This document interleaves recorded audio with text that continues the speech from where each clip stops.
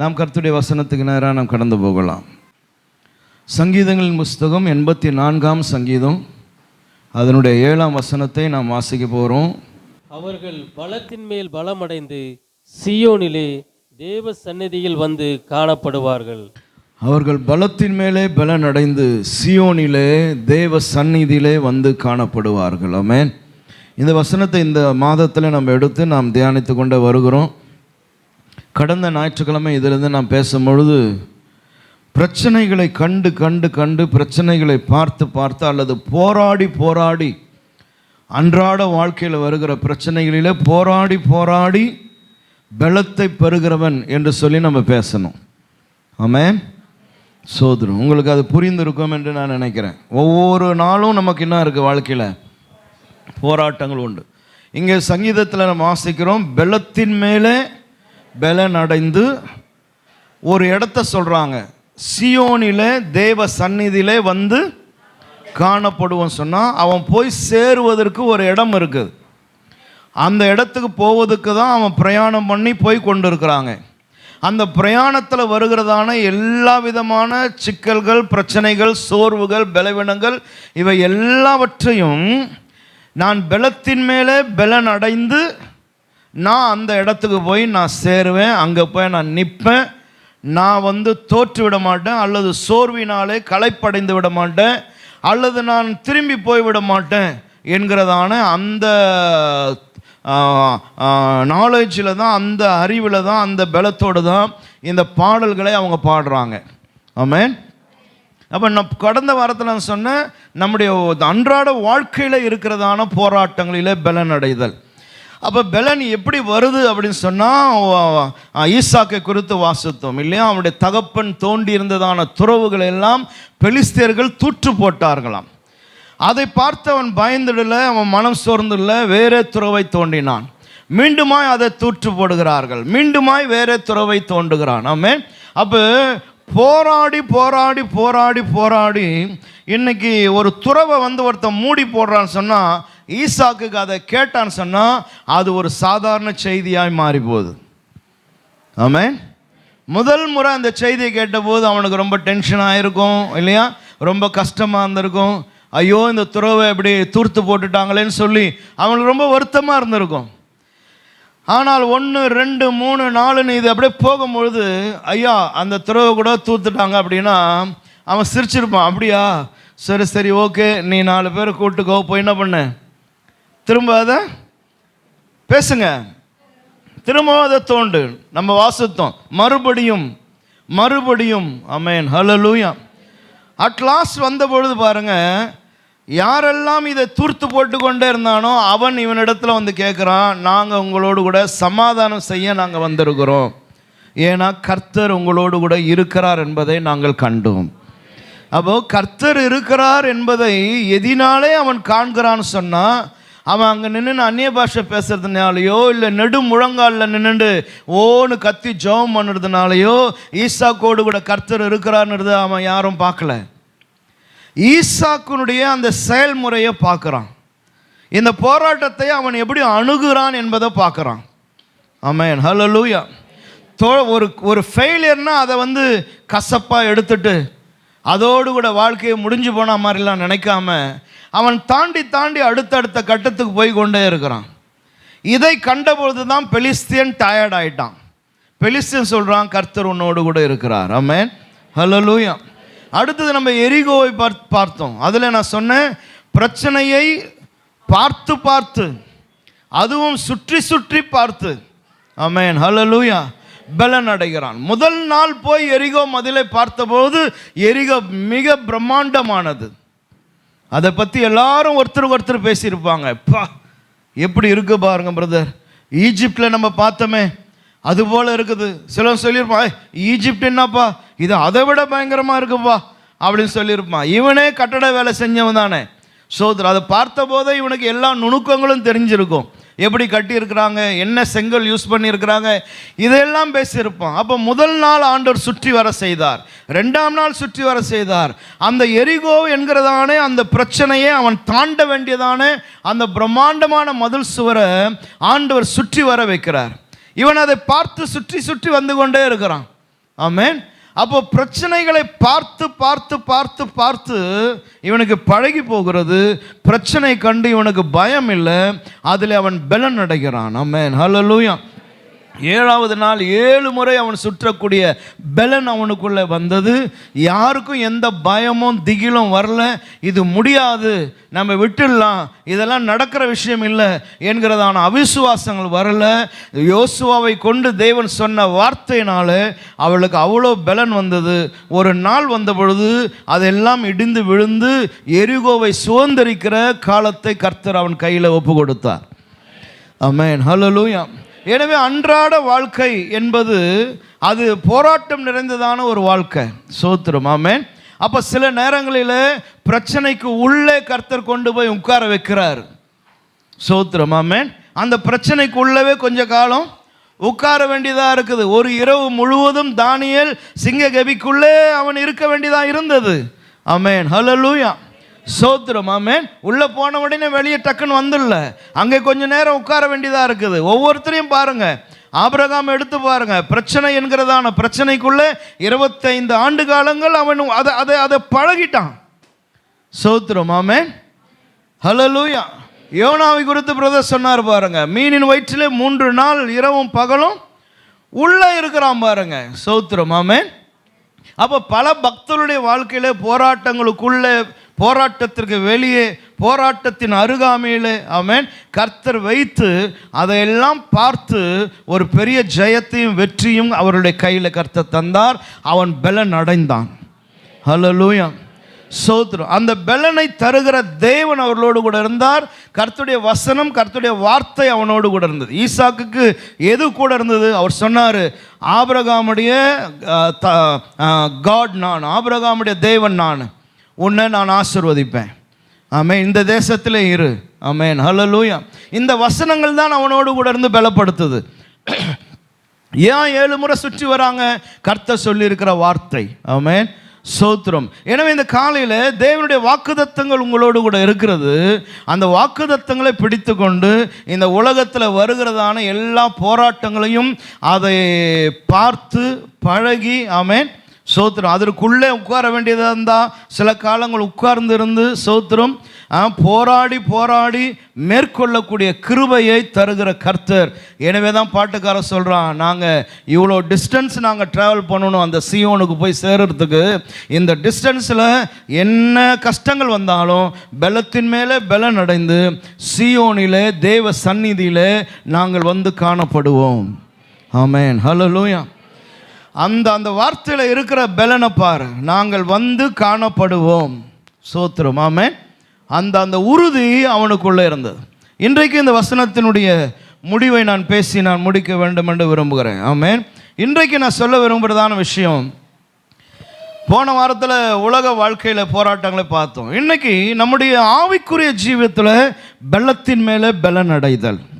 ஆமென், ஸ்தோத்திரம், ஹல்லேலூயா. நமக்கு ஒரு ஸ்பிரிச்சுவல் லைஃப் ஒன்று இருக்குது. ஸ்தோத்திரம். சீயோனை நோக்கி போய்கொண்டே இருக்கிறோம், கானானை நோக்கி போய்கொண்டே இருக்கிறோம், கர்த்தருடைய ராஜ்யத்தை நோக்கி பயணித்து கொண்டே இருக்கிறோம். நமக்கு ஒரு உள்ளான மனுஷன் இருக்கிறான், ஒரு ஆவிக்குரிய மனிதன் ஒருவன் இருக்கிறான். அந்த ஆவிக்குரிய மனிதன் எப்படி பலன் அடைவது? ஆமென், அதை தான் இன்றைக்கி நான் பேசி முடிக்கணும்னு விரும்புகிறேன். ஹல்லேலூயா, ஸ்தோத்திரம். அப்போ நம்முடைய உள்ளான மனிதனிலே நமக்கு பலனை தருகிறதான கர்த்தர் ஒருவர் நம்மோடு கூட இருக்கிறார். ஆமென், ஹல்லேலூயா. என்னுடைய செய்தியின் ஆரம்பத்துக்கு நான் ஒரு வசனத்தை எடுக்கிறேன். எபிரேயர் நிருபம் 5ஆம் அதிகாரம் 12ஆம் வசனம். Book of Hebrew chapter 5 verse 12. காலத்தை பார்த்தால் ஆமென், ஹல்லேலூயா. அப்போ பை திஸ் டைம், இந்த காலத்துக்குள்ளே நீங்கள் கிறிஸ்துவை ஏற்றுக்கொண்டு வந்திருக்கிறதான இந்த காலத்துக்குள்ளே, இந்த காலத்தை பார்த்தால் 5 இயர்ஸோ 7 இயர்ஸோ 8 இயர்ஸோ 10 இயர்ஸோ 15 இயர்ஸோ உங்களுடைய அந்த டைம் பீரியடை பார்த்தால் போதகராய் இருக்க வேண்டிய உங்களுக்கு ஸோ நீங்கள் உங்களுடைய ஸ்டாண்டர்ட் எங்கே போயிருந்திருக்கணும்? நீங்கள் ஒரு டீச்சராக மாறி இருந்திருக்கணும். நீங்கள் அடுத்தவர்களுக்கு போதிக்கக்கூடியதான அந்த லெவலுக்கு, அந்த ஸ்டாண்டர்டுக்கு நீங்கள் போயிருக்கணும். காரணம் உங்களுடைய டைம் பீரியடை பார்த்தா அப்படி இருக்கு. தேவனுடைய வாக்கியங்களின் மூல உபதேசங்களை மறுபடியும் உபதேசிக்க வேண்டியதா இருக்கிறது. ஆனா மூல உபதேசங்களை அந்த அந்த ஃபண்டமெண்டல் டாக்ட்ரினையே திரும்ப உங்களுக்கு உபதேசிக்க வேண்டியதா இருக்கு.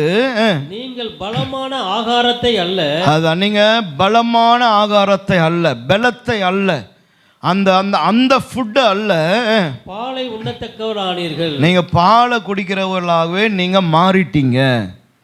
ஆமென், ஹல்லேலூயா, ஆமென், ஸ்தோத்திரம். அப்ப இந்த வசனத்திலிருந்து நான் தெரிந்து கொள்ளுகிறது, கற்றுக்கொள்வது என்னன்னு சொன்னா, ஒரு அப்போஸ்தலனுடைய பார்வை எப்படி இருக்குன்னு சொன்னா, காலம் போக போக போக உன்னிலே வளர்ச்சி இருக்க வேண்டும் என்பதை அப்போஸ்தலன் பார்க்கறான்.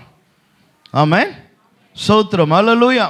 அப்போ அவர் சொல்றாரு, இந்த எபிரேய மக்களே, விசுவாசிகளே, உங்களுடைய டைம் பீரியடை பார்த்தா நீங்க ஒரு டீச்சரா மாறி இருந்திருக்கணும், நீங்க ஒரு பைபிள் ஸ்காலரா நீங்க மாறி இருந்திருக்கணும்.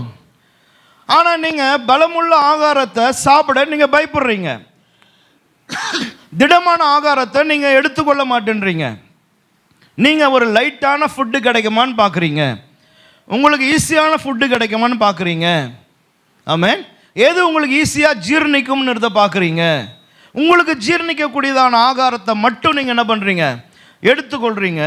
அப்படி நீங்கள் உங்களுக்கு தேவையுள்ளதான ஆகாரத்தை மாத்திரம் எடுத்துக்கொள்வதனால இன்னும் உங்களுடைய சரீரத்தில் அல்லது ஆவிக்குரிய ஜீவியத்தில் சரியான வளர்ச்சியை நோக்கி நீங்கள் பயணிக்கவில்லை என்பதை இந்த வசனத்தில் அங்கே கூடியிருக்கிற ஜனங்களோடு கூட அவர் பேசுகிறார். ஆமென், ஹல்லேலூயா. அப்போ இன்றைக்கி இருக்கிற கிறிஸ்தவம், இன்றைக்கி இருக்கிற நம்முடைய லைஃப் என்ன, நமக்கு எது பிடிச்சிருக்குது, நமக்கு எது ஜீர்ணிக்க முடியும், நமக்கு எது மைல்டாக இருக்குது, நமக்கு எது லகுவாக இருக்குது, இப்படிப்பட்டதான விஷயங்களை நம்ம என்ன பண்ண வேண்டியதாக இருக்குது, எடுத்துக்கொண்டு பாலை உண்ணத்தக்கவர்களாகவே இருக்கிறதுனால திடமான ஆகாரம் சாப்பிட்ட உடனே அது வயிற்றுப்போக்காக மாறிடுது. ஆமென், ஹல்லேலூயா. ஆனால் அவர் சொல்கிறாரு, காலத்தை பார்த்தா நீங்கள் இந்த ஸ்டாண்டர்டில் இருந்திருக்கணும். அப்போது நமக்கு ஒன்று புரியுது, என்னென்னா கிறிஸ்டியன் லைஃப் என்பது ஒரே ஸ்டாண்டர்டில் இருக்கிற லைஃப் இல்லை, இது வேறு வேறு வேறு வித்தியாசமான அனுபவங்களுக்குள்ளே தாண்டி தாண்டி போகிற ஒரு வாழ்க்கை என்பதை எல்லாரும் விளங்கி கொள்ளணும். ஆமென், ஹல்லேலூயா, ஸ்தோத்திரம்.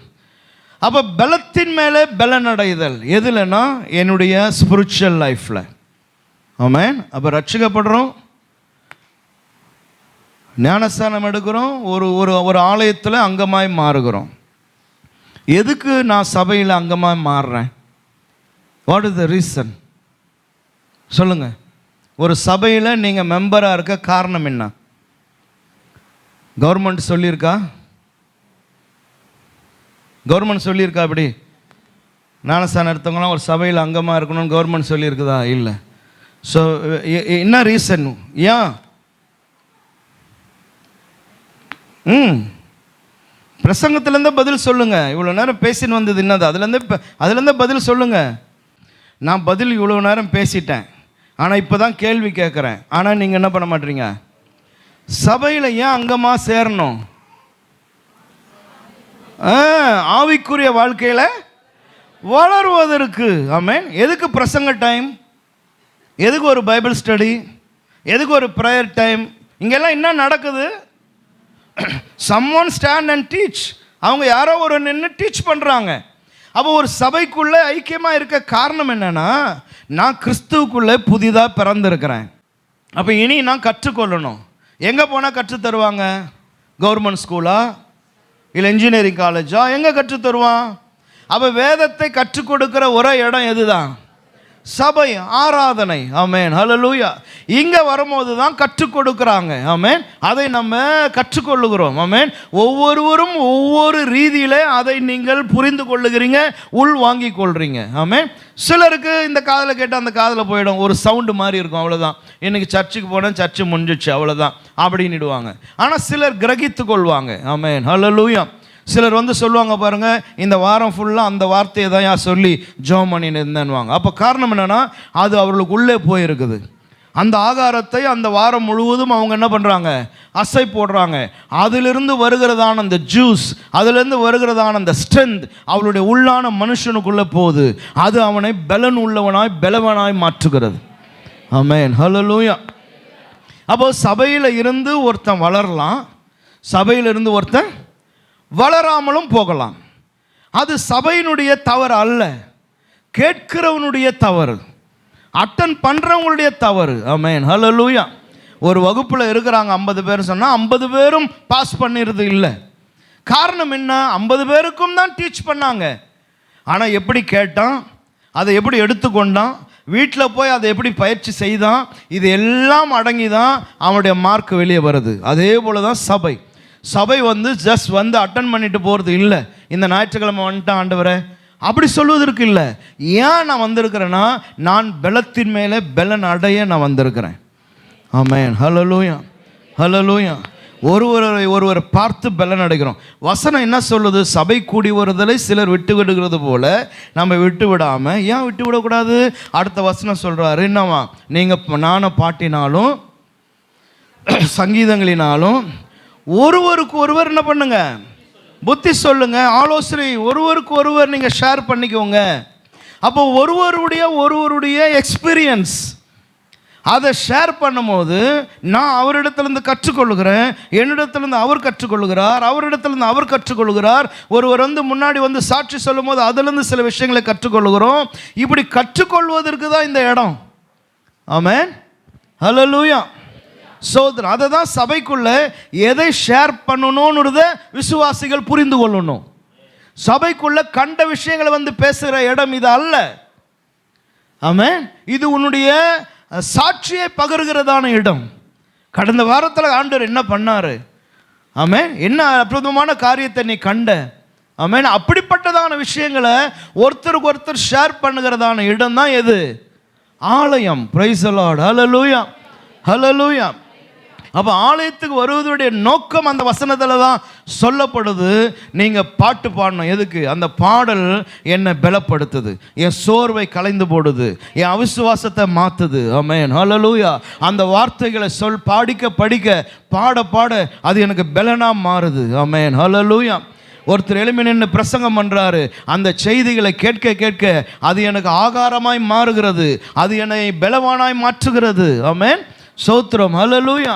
ஸோ இது எல்லாம் தான் சபை. இதுக்கு தான் சபைக்கு வருமே தவிர, ஏதோ நான் ரட்சிக்கப்பட்டுட்டேன் ஒரு சபைக்குள்ளே இருக்கணும், நான் செத்த அடக்கம் பண்ணதுக்கு எனக்கு ஒருத்தர் வேணும், இல்லைனா வீட்டில் கல்யாணம் நடத்துறதுக்கு ஒருத்தர் வேணும்னா சபைக்கு வர வேண்டிய அவசியமே இல்லை. அப்படி நடத்துவதற்கு ஆட்கள் இருக்கிறாங்க, அதுக்கு ஒரு பஞ்சமும் கஷ்டமும் இல்லை. ஆனால் நீங்களும் நானும் ஆலயத்துக்குள்ளே வருவதற்கு காரணம், என்னுடைய உள்ளான மனிதன் பலவானாய் மாறணும், நான் கற்றுக்கொள்ளணும். ஆமென், ஹல்லேலூயா. சோதரா, அப்போ எப்படி நான் என்னோட உள்ளான மனிதனை பலனடைய செய்வது? ஆமென். 3 விஷயங்களை சொல்லிட்டு நம்ம ஜெபிக்க போகிறோம். நம்பர் 1, கேளுங்கள். ஆஸ்க். என்னது? கேளுங்கள். என் உள்ளான மனுஷன் பலன் அடையணும்னு நான் விரும்பினா நான் என்ன பண்ணணும்? கேட்கணும். சோத்திரம். ஆமென். ஒருத்தர் ஒரு காரியம் சொல்கிறாரு, ஒரு ஆவிக்குரிய அனுபவத்தை அவர் சொல்கிறாருன்னா, I am not able to understand that. எனக்கு அவர் சொல்கிறதான அனுபவம் எனக்கு புரியல அப்படின்னும் போது நான் அவர்கிட்ட கேட்கணும். எப்படி பிரதர் இது, இந்த அனுபவம் எப்படி பிரதர் வந்துச்சு உங்களுக்கு? ஹவ் இட்ஸ் ஹேப்பனிங், எப்படி இது நடக்குது, இதனுடைய மீனிங் என்ன?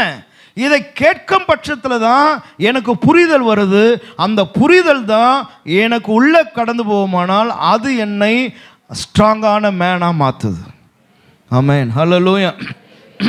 எனக்கு புரியல, புரியாமையே போயிடுறீங்க நீங்கள் அப்படின்னா, அதில் இருக்கிறதான அந்த ரசம், அந்த சப்ஜெக்டில் இருந்ததான அந்த பலன் உங்களுக்குள்ளே எப்படி வரும்? ஒரு விஷயமே உங்களுக்கு புரியல அப்படின்னா அந்த விஷயத்துக்குள்ளே இருக்கிறதான அந்த ஆவிக்குரிய ஸ்ட்ரென்த் எப்படி வரும்? அப்போ கேட்டால் தானே வரும். ஆமென். அப்போ நீங்கள் சீஷர்களை பாருங்கள். இயேசு கிறிஸ்துவும் 12 சீஷர்களும் ஆண்டவர் பார்த்தார், அவர்களை யாரெல்லாம் அழைக்கணும்னு அவர் முன் குறித்திருந்தாரோ எல்லாரும் அழைச்சிட்டார். இப்போ எல்லாரும் வந்துட்டாங்க, ஆண்டவரை சுற்றி இருக்கிறாங்க. சீஷரில் பாருங்க, சீஷரில் எவ்வளோ விஷயங்களை இயேசு கிறிஸ்துவில் கேட்டாங்க பாருங்க. ஆமென். உங்களுக்கு மனசில் தோன்ற ஒன்று சொல்லுங்க பார்ப்போம். இயேசுக்கிட்ட என்ன கேட்டாங்க சீஷர்கள்? உங்களுக்கு தெரிஞ்சதை சொல்லுங்களேன். நீங்களாம் இத்தனை வருஷம் பைபிள் படிக்கிறீங்க இல்லையா? நாங்கள் உண்மை பின்பற்றி வந்தோமே, எங்களுக்கு இன்னும் கிடைக்கும் அப்படின்னா அவன் ஒரு ஃபைனான்ஷியல் பிளஸ்ஸிங்கை அவன் கேட்குறான். வேறு ஒரு அம்மா வந்து கேட்டுச்சு, அது சீஷனுடைய அம்மா வந்து கேட்டாங்க, உம்முடைய வலது பட்சத்தில் என் பிள்ளைங்க லெஃப்டில் ரைட்டில். ஓகே, சீஷர்கள் இயேசுவினிடத்தில் கேட்ட விஷயங்கள் வருகை குறித்து கேட்டாங்க. ஆண்டவரே, நீர் எப்போ வருவீர்? உம்முடைய வருகைக்கும் இந்த உலகத்தில் நடக்கிற விஷயங்களுக்கும் அடையாளம் என்ன? ஆமென், ஹல்லேலூயா. இப்போ அதை அவன் கேட்கவே இல்லை அப்படின்னா இயேசு கிறிஸ்து அந்த சப்ஜெக்டை என்ன பண்ணியிருக்க முடியாது, எடுத்திருக்க முடியாது. அந்த சப்ஜெக்டை எடுத்து அவர் பேசுறதுனால தான் இன்னைக்கு நம்ம அந்த சப்ஜெக்டை படிக்கிறோம், புரிந்து கொள்ளுகிறோம். ஆண்டவரை யோவான் வந்து அவனுடைய சிஷ்யர்களுக்கு ஜெபிக்க கற்றுத்தராரு, நீர் அதே மாதிரி எங்களுக்கு என்ன பண்ணோம், ஜெபிக்க கற்றுத்தாரோம். என்ன கேட்குறான்? எங்களுக்கு ஜெபம் பண்ண கற்றுத்தாரோம். என்னுடைய விசுவாசம் அதிகரிக்க செய்யுங்க. நிறைய விஷயம் நீங்கள் யோசிக்க உங்கள் மைண்டில் வரும். அடுத்தது ஆண்டவர் ஓமையாக பேசி கொண்டிருந்தா கேட்குறான், ஏன் ஆண்டவரே ஓமையாகவே நீ பேசுகிற? ஆமென். அவர் பாட்டு நின்னாருங்க, ஏதோ ஒரு ஓமையை சொன்னாருங்க, கூட்டம் முடிஞ்சு போச்சா, வந்தவன்லாம் போயிட்டானா, வா கிளம்பலாம். அப்படி அவன் கூடவே சும்மா சுற்றி நில்லையே. அவன் கேட்குறான், ஆண்டவரை ஏன் ஆண்டவரே நீர் எப்போ பார்த்தாலும் ஓமையே பேசுறீரு, அதுக்கு என்ன காரணம்? அருமா கேட்குறான், ஆண்டவரே இந்த புளிச்ச மாவுன்னு ஒன்று சொன்னீங்களே, அது என்னன்னு எனக்கு ஒன்றும் புரியலையே, என்னது அது புளிச்ச மாவுன்னா? ஆமென். அப்போ அவரோடு கூட இருக்கிற அந்த ஸ்லாக்கியத்தை அவன் பயன்படுத்தி கொள்ளுகிறான். ஆமென், ஹல்லேலூயா. நிறைய விஷயம் சொல்லிட்டே போகலாம். ஆண்டவர் ஒரு வியாதியஸ்தனை பார்த்தானா அவனே அவன் கேட்குறான். யோவான் 9 நினைக்கிறேன், யோவான் 9 1-2 பாருங்க. அந்த வியாதியஸ்தனை பார்த்தவன கேட்குறான், ஆண்டவரே இந்த இந்த இந்த வியாதி வருவதற்கு காரணம் என்னான்னு கேட்குறான். படிங்க பிரதர். யோவான் 9:1-2 அவர் அப்புறம் போகையில் பிறவி குருடனாகிய ஒரு மனுஷனை கண்டார்கள். அப்பொழுது அவருடைய சீஷர்கள் அவரை நோக்கி, ரபி, இவன் குருடனாய் பிறந்தது யார் செய்த பாவம்? இவன் செய்த பாவமோ இவனை பெற்றவர்கள் செய்த பாவமோ என்று கேட்டார்கள். இவன் செய்த பாவமா? அங்க ஒரு காரியத்தை அவன் கேட்குறான். இந்த வியாதி இவனுக்கு வர்றதுக்கு பாவம் தான் காரணம்னு அந்த சமுதாயம் சொல்லுது. எனவே அவன் கேட்குறான், இது யார் செஞ்ச பாவத்தினால இவன் இப்படி இருக்கிறான்? இப்படி நிறைய கொஸ்டின்ஸ் கேட்டு சொல்லிட்டே போகலாம். ஆமென், ஹல்லேலூயா. எங்களுடைய ஃபெய்த்தை இன்க்ரீஸ் பண்ணுங்கன்றான். சோதரன், நீ எப்போ வருவீர், என்ன ஏது அடையாளங்கள் என்ன? அப்போ இவ்வளோ கேள்வி கேட்பதினால தான் கர்த்தர் அவனுக்கு பதில் சொல்கிறார். இன்னும் நீங்கள் போயிட்டீங்கன்னா அவர் டீச் பண்ணிகிட்டே போகிறார் பாருங்க. நானே வழியும் சத்தியம் ஜீவனமாக இருக்கிறேன், நான் உங்களுடைய பிதாவினிடத்துக்கு நான் போகிறேன், நான் போகிற வழியை நீங்கள் அறிந்திருக்கிறீர்கள்னு பேசுகிறார். ஏசப்பா என்ன நினச்சிட்டாருன்னா இவங்களுக்கு தெரியும் அப்படின்னு நினச்சின்னு பேசுகிறார். உடனே அதுலேருந்து ஒரு ஸ்டூடெண்ட்டு கையை தூக்கிட்டான். அவன் உடனே கேட்குறான், நீ போகிற இடம் எங்கே எனக்கு தெரியாது, தென் நான் வழி எப்படி எனக்கு தெரியும்? ஆமாம், எங்கே போகிறீங்கன்னு இடமே தெரியல, அப்புறமா ரூட் எப்படி ஏன்டா தெரியும்னு சொல்லி அங்கே அவன் கேள்வி எழுப்புறான். அப்போ இன்றைக்கி நீங்கள் கவனிக்கணும், did you ask any questions உங்களுடைய கிறிஸ்டியன் லைஃப்பில்? ஆமென், ஹல்லேலூயா. இது வரைக்கும் ஏதாவது கேள்விகளை நீங்கள் எழுப்பியிருக்கீங்களா உங்கள் மனதுக்குள்ளே? ஒரு வசனத்தை படிச்சுட்டு போகிறீங்க, ஒரு காரியத்தை படிச்சுட்டு போகிறீங்கன்னா அதில் ஒரு கேள்வி உன் மனசில் எழும்புச்சா? அப்படி எழும்புச்சுன்னா அதற்கு பதில் என்னன்னு இதை கண்டுபிடிச்சிங்களா? ஆமென். இவைகளெல்லாம் உங்களுக்குள்ளே நடக்கும் பட்சத்தில் தான் உங்களுடைய உள்ளான மனிதன் பலவானாய் மாறுகிறான்.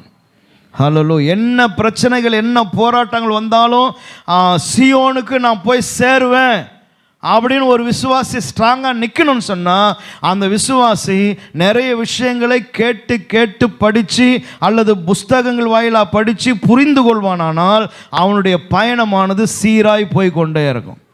அவன் யாரையும் சார்ந்திருக்க வேண்டிய அவசியமே கிடையாது. ஆமென், ஹல்லேலூயா.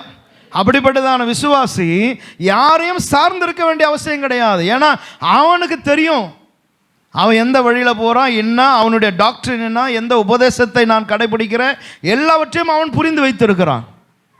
ஆமென், இருக்கீங்களா? ஹல்லேலூயா.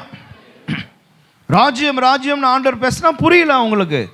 அவன் நினைக்கிறதெல்லாம் இந்த கிங்டம், இந்த பூமியில் ஒரு ராஜாவா இயேசு வருவார், யூதர்களுக்கு ஒரு கிங்டம் அமைச்சு தருவார்ன்ற பார்வையில் பார்க்குறான். அப்போ பரலோக ராஜ்யம் சமீபமாக இருக்குது, பரலோக ராஜ்யம் சமீபம்னா புரியல அவங்களுக்கு. அதெல்லாம் புரிந்து கொள்ள ரொம்ப நாட்கள் ஆனது. ஆமென். ஈவன் தேவனை விளங்கி கொள்ள முடியல. பேதுரு தான் கூட தான் இருக்கிறாரு. ஏசப்பா சொல்கிறாரு, நான் பாடுபடணும், நான் மனுஷர் கையில் ஒப்பு கொடுக்கப்படுவேன், அவள் என்னை இப்படி பண்ணுவாங்க அப்படி பண்ணுவாங்கன்னும் போது பேதுருக்கு அப்செட் ஆகுது.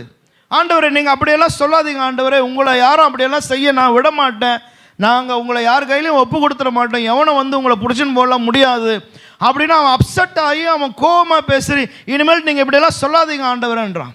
அப்போ பிதாவுடைய சித்தம் என்ன, இவர் யார் என்பது அவனுக்கு புரியல. எனவே கர்த்தர் புரிய வைக்கிறாரு. ஆமென், ஹல்லேலூயா. அப்போ இன்றைக்கு காலையில் நம்ம புரிந்து கொள்ள வேண்டும், ஒரு சபைக்குள்ளே வந்து உட்கார்ந்துட்டோன்னு சந்தோஷப்படாதீங்க. நீங்கள் சீயோனை நோக்கி பயணிக்கக்கூடிய ஆவிக்குரிய பலன் உனக்குள்ளே இருக்கா?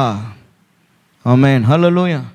ஏன்னா யாரும் நம்மளை கைப்பற்றி சீயோனுக்கு கொண்டு போக முடியாது. ஆமென்.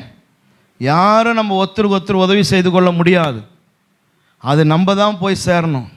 பிரதான தூதனுடைய எக்கால சத்தம் தொனிக்கும், அப்போது மரித்தவர்கள் முதலாவது உயிரோடு கூட எழும்புவாங்க, பின்பு உயிரோடு இருக்கிற நாம் மறுரூபமாகி அவரோடு கூட எடுத்துக்கொள்ளப்படும் சொன்னால் அது ஒவ்வொரு இண்டிவிஜுவலுக்குள்ளே நடக்கிறதான சம்பவமே தவிர யாரும் ஒருத்தருக்கு ஹெல்ப் பண்ணலாம் முடியாது. அப்படின்ற பட்சத்தில் நான் சீயோன் போய் சேரணும், நான் அந்த ராஜ்யத்துக்கு போகணும், அந்த வருகையில் நான் காணப்படணும்னு சொன்னால் என்னுடைய உள்ளான மனிதனுடைய அண்டர்ஸ்டாண்டிங் எப்படி இருக்கணும், நான் எவ்வளோ பலனாக இருக்கணும்ன்றத ஒவ்வொருவரும் புரிந்து கொள்ளணும். ஆமென், ஹல்லேலூயா. ஆமென். அப்போ ஒரு சத்தியம் விளங்கலை, ஒரு டாக்டரின் புரியல, ஒரு வசனம் புரியல, ஒரு காரியங்கள் விளங்கலை. நீங்கள் பாருங்கள், எத்தியோப்பியாவிலேருந்து வந்தான், எத்தியோப்பியாவிலேருந்து எருசலேமில் வந்து எருசலேமில் தெய்வத்தெல்லாம் வழிபட்டுட்டு திரும்பவும் அங்கே எங்கே போகிறான், அவனுடைய நாட்டுக்கு எத்தியோப்பியாவுக்கு போகிறான். போகிற வழியில் அவன் ஒரு புஸ்தகத்தை வாசிக்கிறான். ஏசாயா தீர்க்கதரிசன புஸ்தகத்தை கையில் வச்சு வாசித்து கொண்டே போகிறான். ஆமென். He have that interest to read that book, இல்லையா? ஐசாயாவுடைய புஸ்தகத்தை படிக்கக்கூடிய அந்த ஸ்டாண்டர்ட் அவனுக்கு இருந்தது பாருங்க. வேற ஏதோ புஸ்தகத்தை படிச்சுன்னு போல படித்து கொண்டே போகிறான்.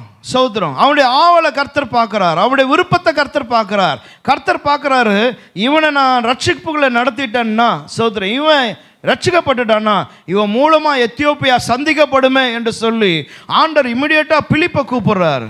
சௌத்திரம். பிலிப்பே, நீ தான் அவன் பக்கத்தில் இருக்கிற, உன் டவர் தான் கிட்ட காட்டுது, நீ என்ன பண்ணு, டக்குன்னு போயிடு அப்படின்ட்டார். மற்ற சீஷெல்லாம் தூரமாக வந்திருப்பான் பொழுது பார்த்தார் ஆண்டவர், நீ உன் டவர் தான்டா பக்கத்தில் இருக்குது, சீக்கிரம் போய் பிடி அவனை.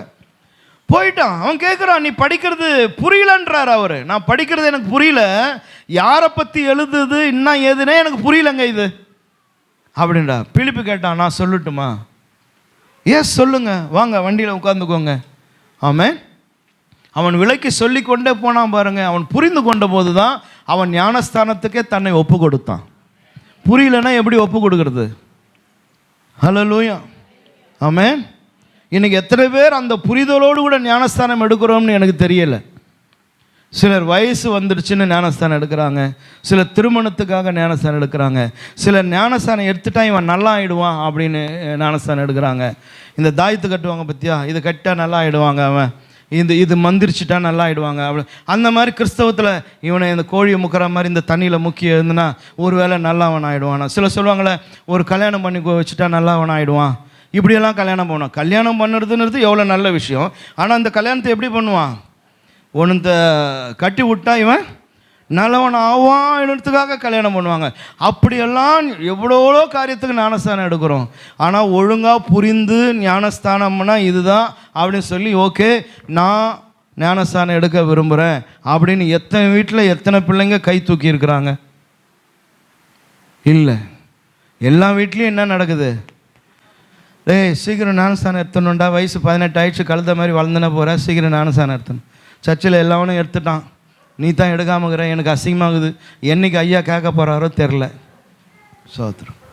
இப்படியும் அவனை பிரெயின் வாஷ் பண்ணி அவன் இது என்னடா இது ஓயாமல் கத்தினே இருக்குது, சரி போ அந்த டேங்க்கில் முக்குவார், அவ்வளோதானே, முக்கூட்டம் போ அப்படி இல்லையா?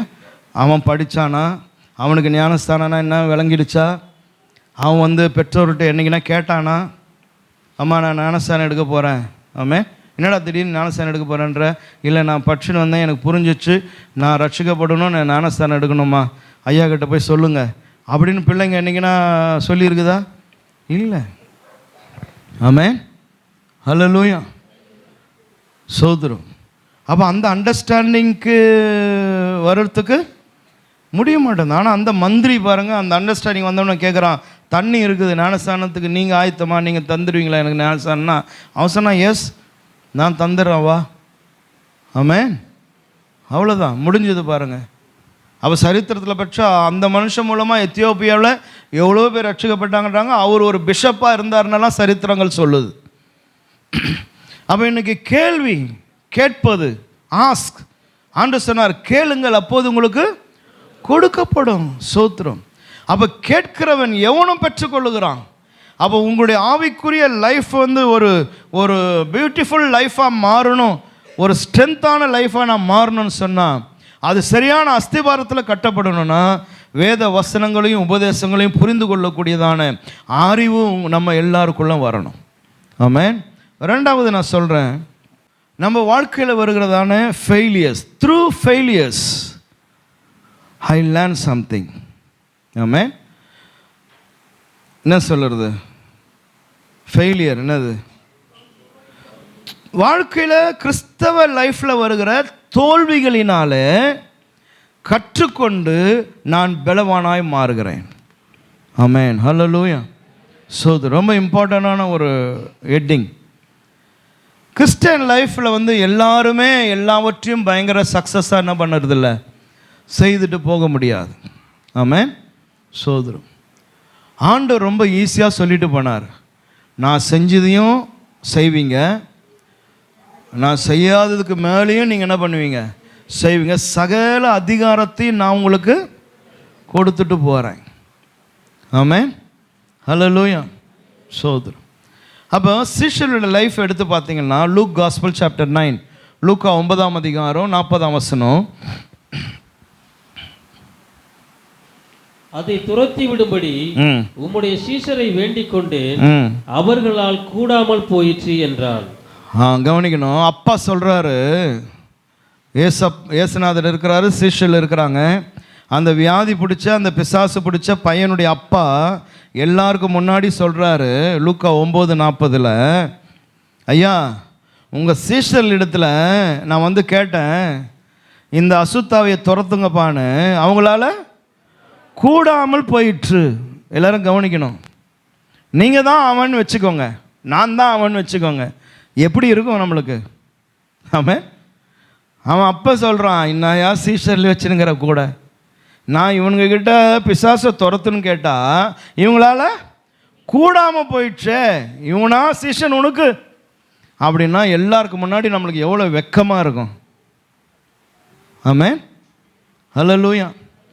அடுத்தது இயேசுநாதர் பின்னாடி போவோமா? அடுத்தது எவனா வந்தான்னா நம்ம என்ன பண்ணுவோம்? உசாரா, தப்பா இவ்வளோ வரான், எதனா வயசு போல் போகிறான், அண்ணா பேதுருண்ணா நீங்கள் போங்கண்ணா, ஏற்கனவே நான் மொக்க வாங்கிட்டேன், என்ன நீங்கள் போங்கண்ணா, நான் பின்னாடி நின்றுக்கிறேன் அப்படின்ட்டு சோத்துரும். ஆமென்.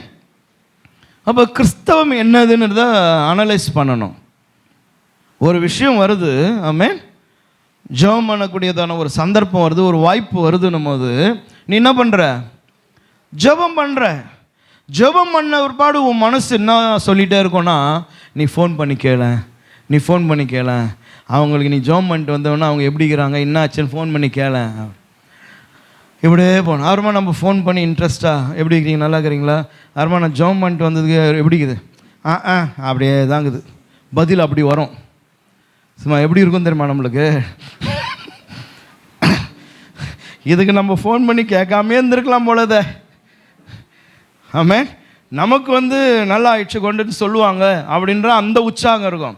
ஆனால் அவன் பதில் எப்படி இருக்கும்? அப்படியே தான் இருக்குது. இன்னும் இதை விட ஒஸ்டான பதில் இருக்குது என்ன தெரியுமா? அன்னைக்கு விட இன்னைக்கு ரொம்ப மோசமாயிடுச்சு. இதெல்லாம் கேள்விப்பட்டு இருக்கிறோம். ஆமாம், ஹல்லேலூயா. இதெல்லாம் தான் அனுபவங்கள்.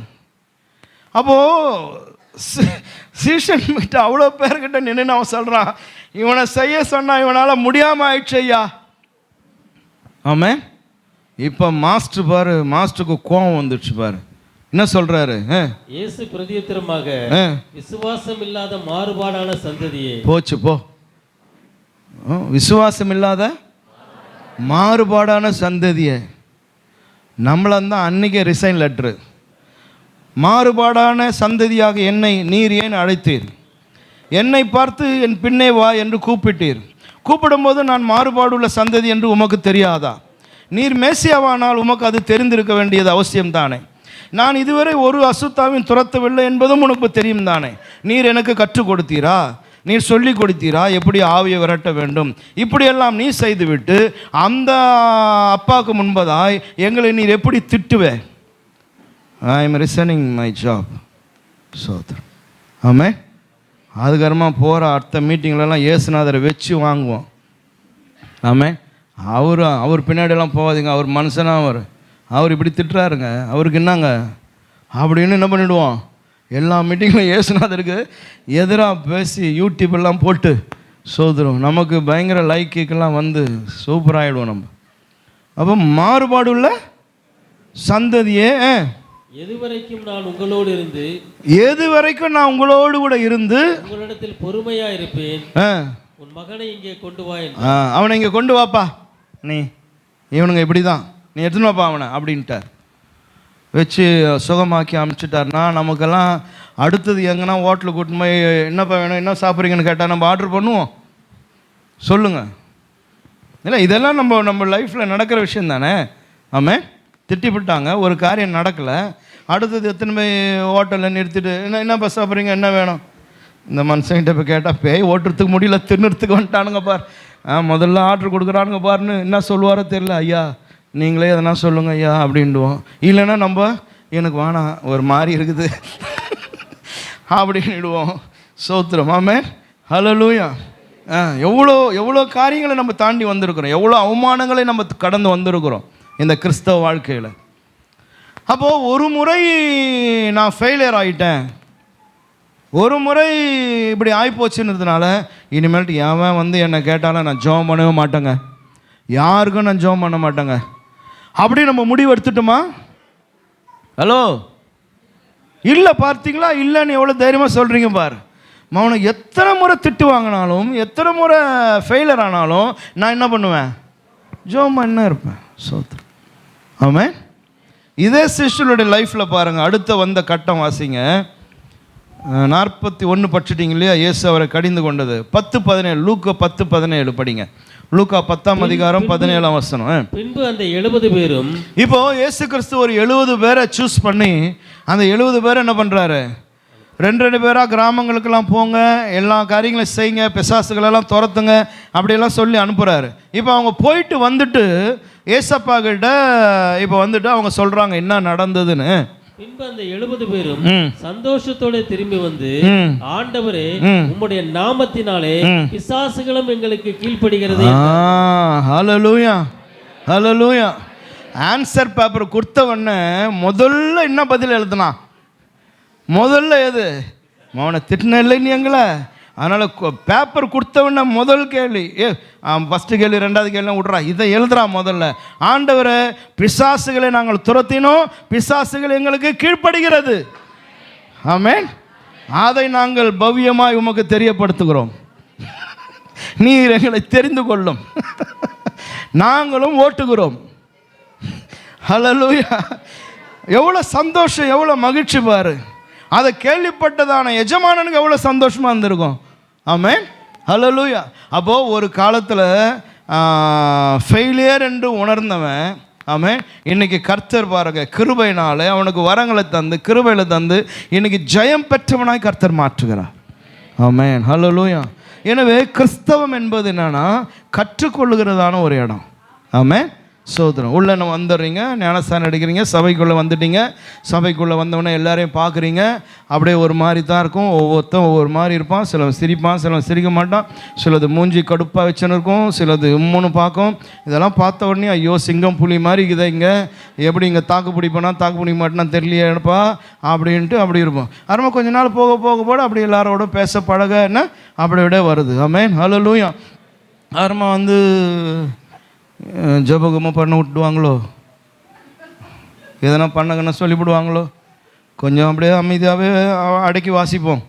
அப்படி அந்த அண்ணன் தான் பண்ணுறாரு, அந்த அக்கா தான் பண்ணுது, பரவாயில்ல அண்ணா தோத்துறோண்ணா, உங்கள் தயவில் தானே இருக்கிறோம் அப்படின்னு. ஓகே, அப்படி கொஞ்சம் கொஞ்சம் பின்னாடியே மெதுவாக வந்துக்கலாம். ரொம்ப போயிட்டு என்ன பண்ணிட்டு டப்பான்னு அடுத்த ஞாயிற்றுக்கிழமை அக்கா பண்ணுக்கான்ட்டாருன்னா தொல்லையாகிடும். பக்கு பக்குன்னு இருக்குதுப்பா எஸ்னாதா அப்படி இப்படி. இது ஒரு காலம். ஆமென். இந்த ஒரு காலம் முடிஞ்சு என்ன வீட்டிலலாம் ஜெபம் பண்ண ஆரம்பித்து, குடும்ப ஜெபத்தில் ஜெபம் பண்ண ஆரம்பித்து கொண்டு, ஆமென், ஹல்லேலூயா, சோதரம். என்றைக்குன்னா நான் உனக்கே தெரியாமல் உன்னை நான் பார்த்து பரவாயில்லையா நல்லா ஜெபம் பண்ணுறாங்கன்னு புதுசாராக நான் கண்டுபிடிச்சிட்டு, அதுக்கப்புறமா அடுத்த ஞாயிற்றுக்கிழமை சிஸ்டர் ஜெபம் பண்ணுங்கண்ணா, ஐயோ அவ்வளோ பாவியா, என் பேரை சொல்லக்கூடாதுன்னு தானே ஆண்டவரை ஜெபம் பண்ணிட்டு வந்தேன், கரெக்டாக என் பேரை சொல்ல வச்சிட்டீரேன்ட்டு வழியே இல்லை. எழுந்து நின்று தக்க தக்க தோத்துறோம். இன்னும் ஸ்டார்ட் ஆக மாட்டேன்தான் கொஞ்சம் தள்ளி விடுங்கப்பா, தோத்துறோம் அப்படி இப்படின்னு முக்கி முன்னாடி ஃபஸ்ட்டு கீர் போட்டு செகண்ட் கீர் போட்டு முக்கி வண்டி ஏற மாட்டேன். தோத்துறோம் ஏசப்பா ஆண்டவர் சொல்றார், போத முடியும் ஏசப்பான்னு கூப்பிட்டது அடுத்த விஷயத்துக்கு வா. ஏசப்பா தோத்துறோம் ஆமேன் தோத்துறோம் அல்லேலியோ தோத்துறோம். கேட்டு மறந்ததெல்லாம் கொடுத்துருங்க ஆண்டவரை, நீ தான் எதுவுமே கேட்கலையே. ஆண்டவர் பார்க்குற, சரி ஓகே, நான் நீ கேட்காதது கேட்டது எல்லாம் என்ன பண்ணுற. ஆமேன், சோத்திரம். ஆமேன், ஹல்லேலூயா. சாட்சி சொல்லுமா? சாட்சி சொல்லணும். ஆண்டவர் இப்படி போனார், அப்படி வந்தார், அப்படி பண்ணார், அவ்வளோனா சோதரம் இயேசுவின் மூலம் வேண்டிக் கொள்கிறோம் நல்ல பிதாவே. ஏய் சாட்சி சொன்னியா ஜெபம் பண்ணியா? நான் ரெண்டும் செய்வேன் சோதரம். நீ ஒன்று தான் பண்ணுவேன், நான் ரெண்டும் பண்ணுவேன் சோதரம். சாட்சியில் ஆரம்பித்து ஜெபம் பண்ணுவேன், இல்லை ஜெபத்தில் ஆரம்பித்து சாட்சியை முடிப்பேன். நான் என்ன வேணால் பண்ணுவேன். ஆமென். அவ்வளோ டெக்னிக் உள்ளவங்களாம் நீங்கள் வளர்ந்து வரீங்க பாரு, பார்க்கும்போது எவ்வளோ சந்தோஷமாகுது. ஹல்லேலூயா, ஆமென். அப்போது ஆவிக்குரிய வாழ்க்கை என்பது பாருங்கள், அடிப்பட்டு உதப்பட்டு உளுந்து எழுந்து பிறண்டு இல்லை, சிலர் ஒரு வேளை நம்மளை அசிங்கப்படுத்தி, ஆமென், சிலர் முன்னாடி நம்ம ஒரு வேளை கேவலமாக கூட ஆகி, சிலர் சிரித்து கூட இருக்கலாம். ஆமென். நம்ம ஜெபம் பண்ணும்போது சிலர் சிரிக்கலாம், நம்ம பாடும்போது சிலர் சிரிக்கலாம், இல்லை இவருன்னா பெரிய இவர் அப்படின்லாம் பேசலாம். இது எல்லாம் அனுபவங்களாக மாறி தான் ஒரு நாள் வருது பாருங்க, சந்தோஷமாக பேப்பரை வாங்கி எழுதுறான், பிசாசுகளை துரத்தினோம். ஆமென், ஹல்லேலூயா. அந்த ஸ்டாண்டர்டுக்கு, அந்த அனுபவத்துக்கு கர்த்தர் கொண்டு வந்துடுறார். ஆமென், ஹல்லேலூயா. இல்லை எப்படி இருக்குல்ல, எவ்வளோ அற்புதமானது. சோத்திரம். ஆமென், ஹல்லேலூயா. நிறைய பேர் நீங்கள் பயன்படுவதை பார்க்கையில் எனக்கு சந்தோஷம். ஆமென், ஹல்லேலூயா, சோத்திரம். பாடுவதும், நீங்கள் மியூசிக் வாசிக்கிறது, ஆராதனை நடத்துவது, தெய்வ செய்திகளை கொடுப்பது, ஆமென், சோத்திரம், இவைகளெல்லாம் பார்க்கும்போது மிக மிக சந்தோஷம். அப்போ அந்த வளர்ச்சி என்பது ரொம்ப முக்கியம். அந்த வளர்ச்சி எங்கேருந்து வருதுன்னா ஃபெயிலியர்லேருந்து தான் வருது. ஆமென். எடுத்தவொடனே எவனும் பெருசாக பிரமாதமெல்லாம் பண்ணிடுறதில்ல. ஹல்லேலூயா. எடுத்தவொடனே பெரிய பிரசங்கமெல்லாம் பண்ணிடுறதில்ல. ஆமென், சோத்திரம். குட் ஃப்ரைடேக்கு 7 பேரை சூஸ் பண்ணி 5 நிமிஷம் என்ன பண்ணுங்க பேசுங்கன்றோம். நீங்கள் வீட்டில் ஒரு 10 பேஜ் எழுதின்னு வரீங்க, ஆனால் இங்கே 2 நிமிஷத்தில் என்ன ஆகி போகுது, ஐயோ 10 பேஜ் முடிஞ்சு போச்சு, இப்போ தானே ஆரம்பித்தேன், முடிஞ்சு போச்சு, பேசுமா முடிஞ்சிச்சு, அப்போ உட்காந்துரு, அவ்வளோதான். ஆமென். ஸோ இப்படி பெரட்டுன்னு அங்கே வர பார்க்குறது. நான் எதாச்சும் ஆமேன்னு சொன்னாலும் ஐயோ மனுஷன் ஆமேன்னு சொல்கிறானே, முடிக்க சொல்கிறானா கண்டினியூ பண்ண சொல்கிறானா தெரியல. சிலருக்கு பாருங்க வந்த உடனே எது எங்கே இருக்குதுன்னு கண் இருட்டாகிப்படும். கண்ணாடியெல்லாம் போட்டுருப்பாங்க, எது எங்கே இருக்குதுன்னு. இதெல்லாம் உங்களுக்கா நடக்குது? எனக்கும் நடந்திருக்குது. நாங்களும் அதெல்லாம் தாண்டி தான் வந்திருக்கிறோம். ஆமென், ஹல்லேலூயா, ஹல்லேலூயா, ஆமென். உங்களுக்கு மட்டும் அல்ல, இது எல்லாருக்கும் உரியது. ஸ்தோத்திரம், ஆமென், ஹல்லேலூயா. பயம், நடுக்கம், ஒளறல், ஸ்தோத்திரம், ஆமென், இது எல்லாருக்கும் உரியது. நான் ஞானஸ்தானம் 10வது படிக்கும்போது ஞானஸ்தானம் எடுத்தேன். ஒரு 300 பேர்கிட்ட வந்துட்டாங்க. அவங்களுக்கெல்லாம் சாப்பாடு. அண்ணனும் நானும் ஒரே நாள் ஞானஸ்தானம் எடுத்தோம். சாட்சி சொல்லணுன்றாங்க. இப்போ யாரா கேட்டா? இந்த 300 பேரும் சீட்டு எழுதி போட்டு கேட்டாங்களா இவர் மார்ட்டின் சாட்சி சொல்? அவன் கம்முனுக்குறான், எப்போ சோறு போட பிரியாணி சாப்பிட்டு போகலான். ஐயோ, கூட்டம் நடத்துகிறவன் இல்லை சாட்சி சொல்லணும். லைஃப்லேயே சொன்னதே இல்லையாடா. நான் பாட்டுன்னு உட்காந்து வாசித்துனே இருப்பேன், மூட்டை கட்டிலேருந்து போயினே இருப்பேன். இந்த இடத்துக்கே வந்ததே கிடையாது. இப்போ சாட்சி சொல்லணும். சாட்சி என்ன சாட்சி சொல்லுறது நான்? இப்போது தம்பி மார்ட்டின் சாட்சி சொல்லுவார். விட்டிங்களாடா அப்படின்னா தட தட தட தடன்னு நடுங்குது, படபடனுக்குது, ஒன்றும் வரமாட்டேங்குது, குரலெல்லாம் அச்சுக்குது. எங்கேன்னு தான் அழ வருமோ தெரில. அழ வந்து நம்மளை காப்பாற்றிடும். சோதரர் கராபுராந்து அழெல்லாம் வருது. இன்றைக்கி ஆமேன், அவ்வளோதான். ஏய் இங்கே வா, என்ன சொன்னேன்? யோ திருப்பி எல்லாம் பேச முடியாது, போயா. ஆமேன். அப்படி தான் ஆரம்பிச்சது வாழ்க்கை. ஹல்லேலூயா. ஆனால் நீங்கள் எல்லாருமே விளங்கி கொள்ளணும், புரிந்து கொள்ளணும். ஸ்தோத்திரம். ஒரு முறை ஒரு காரியங்களை செய்கிறீங்க, அதை நீங்கள் எதிர்பார்த்த அளவுக்கு நீங்கள் செய்ய முடியாமல் போயிடுச்சுன்னா அதோடு சோர்ந்துடக்கூடாது. இல்லைங்க இனிமேல் நான் பேச மாட்டேங்க, இனிமேல் நான் பாட மாட்டேங்க. ஐயோ போன முறை இப்படி ஆகிப்போச்சு, எல்லாரும் சிரிச்சிட்டாங்க, எல்லாரும் கிண்டல் பண்ணிட்டாங்க. வீட்டுக்கு போனால் என் பையன் இப்படி சொல்கிறான், அவன் இப்படி சொல்கிறான், இவன் இப்படி சொல்கிறான். விட்டுடக்கூடாது. விட்டுட்டின்னா போச்சு, அவ்வளோதான். ஆமென். அடுத்தது நீ முயற்சி செய்யணும். ஆமென், ஹல்லேலூயா. அதில் தான் கர்த்தர் உன்னோடு கூட இருக்கிறார். பிரைஸ் தி லார்ட், ஹல்லேலூயா, ஹல்லேலூயா. எனவே வெட்கங்களும் அவமானங்களும், ஆமென், தோல்விகள் எல்லாம் சிஷ்யருடைய வாழ்க்கையிலும் இருந்தது. சோதரன் அவர்களாலும் செய்யக்கூடாமல் போயிற்று, புரிந்து கொள்ள முடியாமல் போயிற்று. ஆமென், ஹல்லேலூயா. இயேசு கிறிஸ்துவை பிடிச்ச உடனே எல்லாரும் என்ன பண்ணிட்டான்? ஓடி போயிட்டானே, அவ்வளோதானே, போயிட்டான். எங்கே போனானே தெரில. பேதுரு ஒரு ஆள் தான் கொஞ்சம் தூரத்தில் நிற்கிறாரு, மீதி எல்லாம் பறந்துட்டான். அவன் பைக் ஸ்டார்ட் பண்ணான், யாருன்னா போயிட்டான். சோத்திரம், ஆமென். ஆண்டவர் விட்டுட்டாரா? இல்லை அவங்கெல்லாம் விட்டுட்டாங்களா? இல்லை, எல்லாரும் ஆண்டவருக்காய் இரத்த சாட்சிகளாக மரித்தாங்க. ஒவ்வொரு ஸ்ட்ரீம் படிங்களா. அந்த சீசனில் ஒருத்தர் இருக்கிறார், அந்த பர்த்தலமேயா, அவருடைய மரணத்தெல்லாம் பார்த்தீங்கன்னா உயிரோடு தோலை உரிச்சாங்களாம். எப்படி இருக்கும் யோசித்து பாருங்க. ஆமென். அப்போ அவங்களுடைய உள்ளான மனுஷன் அந்த அளவுக்கு ஸ்ட்ராங்காக மாறி இருக்கிறான்னா அதெல்லாம் நம்மளால் புரிந்து கொள்ளவே முடியல. சோதரம், ஆமென். ஒரு காலத்தில் பயந்து ஓடி போனவங்க, ஆனால் இன்றைக்கி நிற்கிறான், உயிரோடு தோலை உரித்து எடுத்தாங்களாம். அப்படி ஒவ்வொரு சிஷ்யனுடைய மரணமும் பயங்கரமானது. அப்போ அந்த அளவுக்கு சுவிசேஷத்திற்காக நிற்கக்கூடிய அந்த பலன், உள்ளான பலன் எங்கேருந்து வந்ததுன்னு சொன்னால், அவன் அறிந்து கொள்ள தெரிந்து கொள்ள கிறிஸ்துவோடு கூட பழக அந்த தைரியமும் அந்த பலனும் அந்த விசுவாசமும் அந்த என்ன சொல்லுது ஜீல் வைராக்கியமும் அவளுக்குள்ளே வருது. அப்போ நீ ஒரு நல்ல ஒரு வைராக்கியமுள்ள கிறிஸ்தவனாக மாறணும்னா உன்னுடைய உள்ளான மனுஷன் அவ்வளோ திடமுள்ளவனாய் மாறணும். ஆமென், ஹல்லேலூயா. கடைசியாக ஒரு வார்த்தையை நான் சொல்கிறேன் பாருங்க. மூன்றாவது, உங்களுடைய உள்ளான மனிதன் பலவானாய் மாறணும்னு சொன்னால் you should understand why God calls you. Understanding God's calling. ஏன் நீங்கள் அழைக்கப்பட்டீங்க, ஏன் ஆண்டவர் உங்களை பிடித்தார் என்பதை நீங்கள் ஒவ்வொருவரும் புரிந்து கொள்ளணும். ஆமென், ஹல்லேலூயா. கவனிக்கணும் எல்லாருமே. ஏன் கர்த்தர் உன்னை அழைத்தார்? ஏன் நீ இந்த இடத்துல உட்கார்ந்துட்டு இருக்கிற? Why you born in Christian family? நீ ஏன் கிறிஸ்தவ குடும்பத்தில் ஆண்டவர் உன்னை பிறக்க வைத்தார்? நீ ஏன் கிறிஸ்தவை ஏற்றுக்கொண்ட? தேவன் உன்னை குறித்து வைத்திருக்கிற நோக்கம் என்ன, அழைப்பின் மகிமை என்ன, அதை நீங்கள் விளங்கி கொண்டால் மட்டும்தான் நீங்கள் பலவானாய் மாற முடியும். ஆமென், ஹல்லேலூயா. அப்போ சீயோனுக்கு நான் போய் நிற்பேன். ஜேர்னி எங்க ஆரம்பிச்சிருக்குது? சீயோனுக்கு போவதற்கான பிரயாணம்.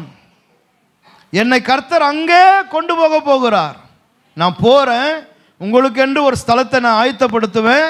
நான் திரும்பி வந்து நான் எங்கே இருக்கிறேனோ அங்கே நீங்களும் இருக்கும்படி உங்களை நான் அழைத்து கொண்டு போவேன். That is the calling. அதுதான் அழைப்பு. ஆமென், ஹல்லேலூயா. அப்போ அந்த அழைப்பை நாம் புரிந்து கொள்ளணும். ஸ்தோத்திரம். ஆமென். எதற்காக கர்த்தர் என்ன அழைத்திருக்கிறார்? பிலிப்பு நிருபம் 3ஆம் அதிகாரம் 12ஆம் வசனம், லகுவான எல்லாருக்கும் தெரிந்த ஒரு வசனம். சகோதரரே, மைக் கொடுங்கப்பா. சகோதரரே, அதை பிடித்து கொண்டேன் என்று நான் எண்ணுகிறதில்லை. ஒன்று செய்கிறேன், பின்னானவைகளை மறந்து முன்னானவைகளை நாடி. ரொம்ப முக்கியமானது. அதாவது நம்பர் 1, நான் பிடித்து கொண்டேன் என்று எண்ணுகிறதில்லை. கவனிக்கணும். நீங்க என்னைக்கு நான் பிடிச்சிட்டேன்னு நினைக்கிறீங்களோ அன்னைக்கு உங்களுடைய ஜர்னி ஸ்டாப் ஆயிடுது. எல்லாரும் என் கூட இருக்கணும். when you think I reached that point, அதுக்கப்புறமா உங்களுக்கு nowhere to go, வேற எங்கேயும் போக முடியாது. ஆமென், ஸ்தோத்திரம், ஹல்லேலூயா. நான் அடைந்து ஆயிற்று, அவ்வளோதான். நான் இயேசுவை ஏற்றுக்கொண்டேன், நான் ரட்சிக்கப்பட்டேன், ஞானஸ்தானம் எடுத்தேன், சபைக்குள்ளே இருக்கிறேன், ஐ எம் ஏ கிறிஸ்டியன் அப்படின்னு நீங்கள் முடிவு பண்ணிட்டீங்கன்னா அங்கேருந்து அடுத்த படிக்கு நீங்கள் மூவ் ஆக முடியாது. பவுல் சொல்கிறாரு, நான் இன்னும் பிடித்து கொள்ளல, எனக்கு அது இன்னும் தூரமாக இருக்குது, இன்னும் அதை நோக்கி நான் நடக்கிறேன், இன்னும் நான் முயற்சி செய்கிறேன், இன்னும் நான் அதை புரிந்து கொள்ளணும்னு நினைக்கிறேன், விளங்கி கொள்ளணும்னு நினைக்கிறேன். ஆமென், ஹல்லேலூயா. எனவே நான் இன்னும் அடையல. ஒன்று செய்கிறேன், பின்னானவைகளை மறந்து. நடந்ததான காரியங்கள் எல்லாம் நான் மறந்து முன்னானவைகளை நாடி, நான் முன்னானவைகளை பார்த்து கிறிஸ்து இயேசுவுக்குள் தேவன் அழைத்த பரம அழைப்பின் பந்தய பொருளுக்காக லக்கை நோக்கி தொடருகிறேன். Praise the Lord. ஒரு அல்லேலூயா சொல்லாமா? அப்ப ஏன் கர்த்தர் என்னை அழைத்திருக்கிறார்? ஏன் எனக்கு இந்த ரட்சிப்பை கர்த்தர் தந்தார்? ஸ்தோத்திரம், ஆமென், ஹல்லேலூயா. அப்போ இதை நல்லா ஸ்ட்ராங்காக எல்லாரும் விளங்கணும். சபையில் வந்து உட்காருவதற்கு நீ இல்லை, நீ சும்மா கிறிஸ்தவன் என்று சொல்லுவதற்கு கர்த்தர் உன்னை அழைக்கலை. உன்னை எதற்கு அழைத்திருக்கிறார் கர்த்தர் சொன்னால், அந்த லக்கை வந்து நீ சேரணும். ஆமென், ஹல்லேலூயா. அப்போ அது புரிந்து கொள்ளணும். What is that? இட்டர்னல் லைஃப்னா என்ன? நித்திய வாழ்க்கைனா என்ன? இந்த பூமிக்குரிய வாழ்க்கைனா என்ன? இந்த அண்டர்ஸ்டாண்டிங் இருக்குமானா, ஓ அந்த மகிமையான லைஃபுக்கு என்ன அழைத்திருக்கிறார், அதை நோக்கி நான் பயணித்து கொண்டே இருக்கிறேன். ஸ்தோத்திரம், ஆமென், ஹல்லேலூயா. நான் பிடிச்சிட்டேன்னு சொல்ல முடியாது, என்னால் இன்னும் பிடிக்க முடியல, ஆனால் நான் ஆசையாய் தொடருகிறேன். அந்த ஆசை எனக்கு இருக்குது, எனவே நான் தொடர்ந்து கொண்டே இருக்கிறேன். அப்போ அந்த ஆசை இருந்தால் தான் படிக்க தோணும், கேள்வி கேட்க தோணும், அறிந்து கொள்ளணுன்ற விருப்பம் வரணும், தினந்தோறும் வேதத்தை வாசிக்கணுன்றதான எண்ணங்கள் வரும். ஆமென். எப்போனா ஆசை இருந்தால் தான். இந்த ஆசையே வேரோடு இல்லைன்னு சொன்னால் ஒருவனும் பைபிளை கையில் எடுக்கவே மாட்டான் தினந்தோறும். ஆமென். இன்னைக்கு எத்தனை கிறிஸ்தவர்கள் பைபிள் வாசிக்காத கிறிஸ்தவங்க இருக்கிறாங்க? அவங்களுக்கும் பைபிளுக்கும் சம்பந்தமே கிடையாது. அப்போ எப்போ நான் படிக்க முடியும், எப்போ நான் எடுக்க முடியும்? காலையில் எழுந்த உடனே எனக்கு அதன் மேலே அந்த ஆசை வந்தால் ஒழிய என்னால் எடுக்க முடியாது. யாரால ஜெபிக்க முடியும்னா, ஆசை இருக்கிறவனால தான் ஜெபிக்க முடியும். ஒருத்தனை கழுத்தை பிடிச்சி தள்ளி உட்கார வச்சு முட்டி போட வச்சு சோத்திரம் ஜெபம் பண்ணு அப்படின்னு சொன்னால் அந்த ஜெபத்தினால பைசா பிரயோஜனம் கிடையாது. ஆமென், சோத்திரம். அப்போ ஜெபம் ஆசையில் வரணும். என்ன ஆசைனா, ஆண்டவரே என் உள்ளான மனிதன் பலன் அடையணும், இந்த ஜெப நேரத்தில் உம்மோடு கூட நான் என்ன பண்ண போகிறேன், பேச போகிறேன், ஐக்கியமாக போகிறேன், நீர் என்னோடு கூட பேச போகிறீர் என்கிற அந்த ஆசை, அந்த விருப்பம் இருந்தால் தான் ஒருத்தன் தானா அவனா ஜெபத்துக்கு போவான். இல்லைன்னா வாழ்க்கையில் ஜெபம்னு ஒன்று இருக்காது, வேத வாசிப்பு இருக்காது, ஒன்றுமே இருக்காது.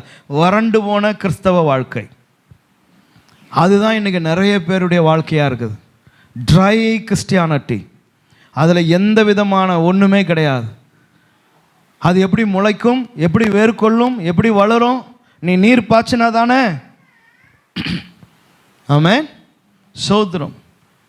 அப்போ அந்த விருப்பம் வரணும், கர்த்தர் மேலே விருப்பம் வரணும். சோத்திரம். அந்த நித்திய ராஜ்யத்தின் மேலே விருப்பம் வரணும். ஐயோ, நான் கைவிடப்பட்டா என் நிலைமை என்ன என்பதை புரிந்து கொள்ளணும். இவைகளெல்லாம் புரிந்து கொள்ளுமானால் தேவனிடத்தில் அன்பின் நிமித்தம் வருவோம். ஒருத்தனையும் சட்டக்காலரை பிடிச்சி இழுத்தனெல்லாம் வர முடியாது. ஆமென். பெற்றோர்களும் இருக்கிறீங்க, உங்கள் பிள்ளைகளெல்லாம் நீங்கள் கட்டாயத்தின் பேர்லெல்லாம் நீங்கள் வேதத்தை படிக்க வைக்கிறதும் முட்டி போட்டு ஜெபம் பண்ண வைக்கிறதும் ஒரு குறிப்பிட்ட வயசு வரைக்கும் தான் நீங்கள் செய்ய முடியும். அதுக்கு மேலெல்லாம் நீங்கள் செய்ய முடியாது. ஆமென். இது அம்மாவும் பையனும் உட்காந்துன்னு இருக்கிறாங்க. சுகுமார் இருக்கிறாரு, சுகுமாருடைய அம்மா இருக்கிறாங்க. சுகுமாரை இப்போ வந்து அந்த அம்மா சட்ட காலரை பிடிச்சி இழுத்துன்னு வந்து உட்காந்து ஜெபம் தான் பண்ணணுண்டா அப்படின்னா பண்ணுவாரா? ஏம்மா வேலைக்கு போகணுமா, டைம் ஆயிடுச்சுமா, நான் போயிட்டு வந்தால் தான் உனக்கு சோறு போடுவேன், அதனால் அனுப்பு, நான் வந்து அப்புறமா பண்ணுறேன். ஆமாம். ஏதோ ஒரு நாள் அம்மா மேலே இருக்கிற ஒரு பாசத்தில் என்ன பண்ணலாம், 2 நிமிஷம் ஜெபம் பண்ணிட்டு போகலாம். இன்னைக்கு எல்லா தாயும் என்ன சொல்லும், டேய் போகிறதுக்கு முன்னாடி ஜெபம் பண்ணிட்டு போடா அப்படின்னா, அப்படி வாசப்படியான போயிட்டு நம்ம என்ன பண்ணுவான், அப்படி ஜர்க்கட்சி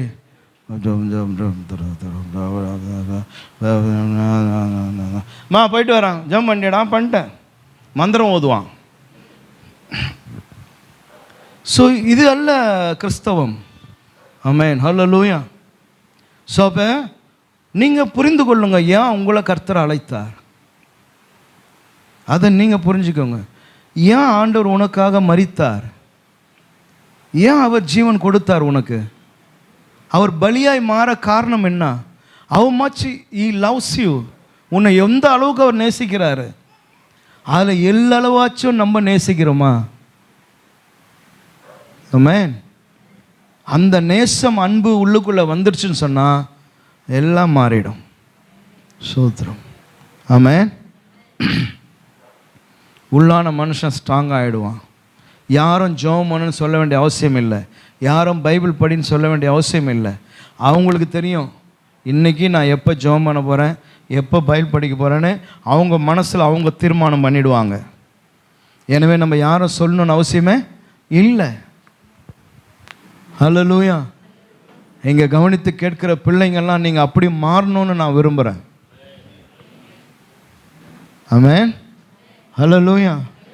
ஸோ அந்த தாகம், அந்த அன்பு உள்ளுக்குள்ளே வந்துடுச்சுன்னு சொன்னால் ரொம்ப ஈஸியான ஒரு கிறிஸ்டியன் லைஃபாக மாறும். அது அப்படியே ஒரு ஆண்டவரோடு பறக்கிற ஒரு அனுபவமாக மாறும். ஆமென். பலத்தின் மேலே பலன் உனக்குள்ளே வந்து கொண்டே இருக்கும். எத்தனை பிரச்சனைகள், போராட்டங்கள் சத்துரு உனக்கு முன்னாடி கொண்டு வந்து வச்சாலும் அவைகளெல்லாம் மேற்கொள்ளக்கூடியதான பலனை கர்த்தர் உனக்கு தருவார். ஆமென். Acts chapter 9 verse 15. அப்போஸ்தலர் நடபடிகள் 9ஆம் அதிகாரம் 15ஆம் வசனம்.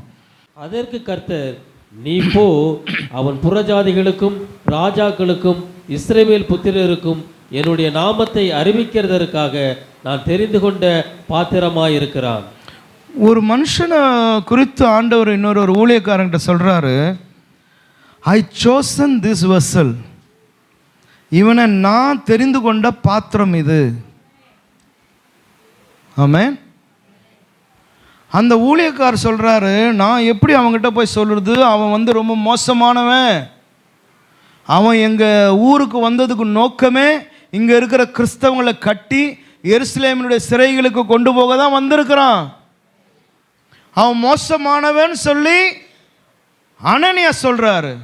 கர்த்தர் சொல்கிறார், ஐ சோசன் திஸ் வெசல், என்னை பற்றி அறிவிப்பதற்காய் நான் தெரிந்து கொண்ட பாத்திரம். எவ்வளோ பெரிய வித்தியாசம் பாருங்கள், தயவுசெய்து புரியணும்.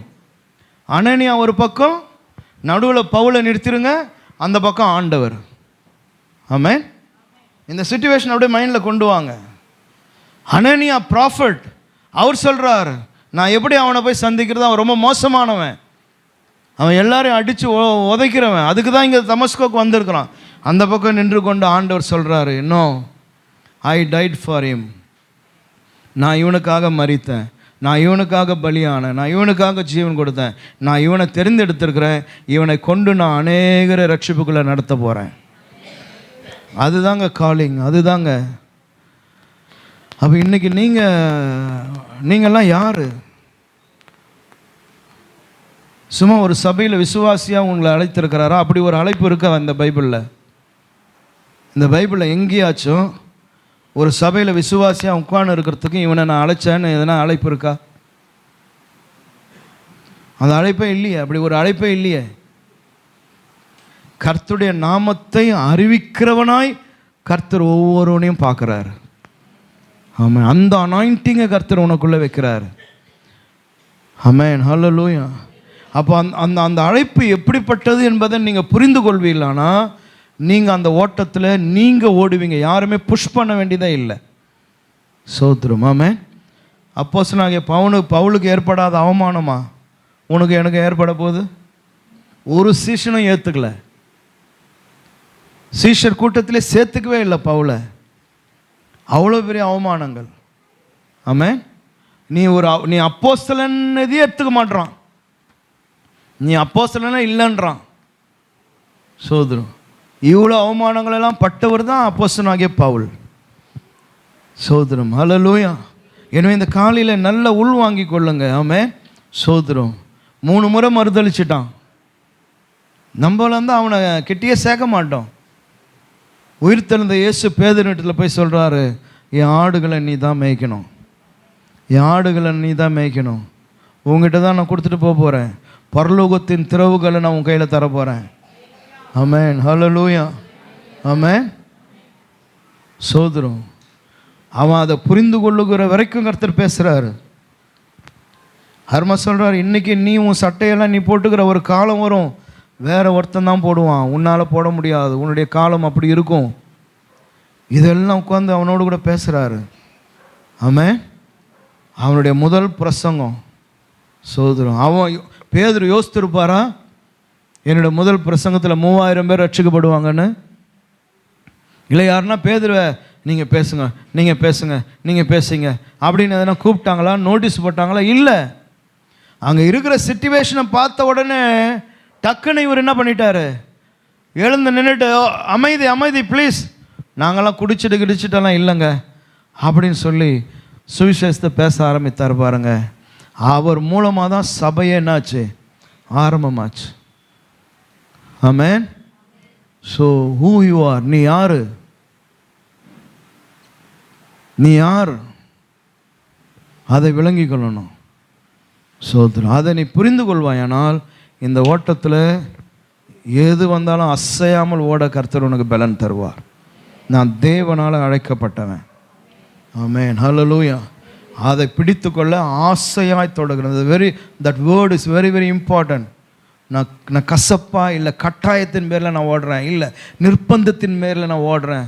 நோ. ஐயோ, I born in the Christian family, that's why I am running. No, நான் ஆசையாய் நான் ஓடுகிறேன். ஆமென். இந்த காலையில் அந்த விருப்பம், அந்த ஆசை உங்கள் ஒவ்வொருவருக்குள்ளும் வேணும். ஆமென். எனவே Psalms 84:7 பலத்தின் மேலே பலன் அடைந்து சீயோனிலே தேவ சந்நிதியில் வந்து காணப்படுவார்கள். நம்ம எல்லாரும் சீயோனிலே தேவ சந்நிதியில் வந்து நிற்கக்கூடிய பலனை கர்த்தர் நம்ம ஒவ்வொருவருக்கும் தருவாராக. ஆமென். நாம் அப்படியே எளிமை நிற்போம், நாம் ஜெபம் பண்ணுவோம்.